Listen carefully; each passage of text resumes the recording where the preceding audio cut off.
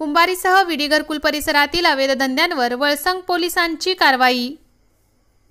Valsang police ठाण्याच्या हद्दीतील नवीन विडी घरकुल, कुंभारी आणि SS मेत्रे उर्दू हायस्कूल परिसरात अवैध धंदे सुरू होते। त्या पार्श्वभूमीवर वळसंग पोलिसांनी सदर भागामध्ये यापूर्वी कारवाई केलेली होती।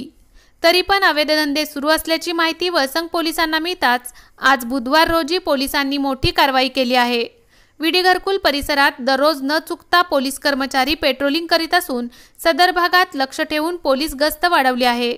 जनसामान्यांनी याबाबत पुढाकार घेऊन निसंकोच आणि निर्भयपणे वळसंग पोलिसांशी संपर्क साधण्याचे आवाहन वळसंग पोलीस ठाण्याचे सहाय्यक पोलीस निरीक्षक अनिल सनगल्ले यांनी माध्यमांशी बोलताना केले आहे।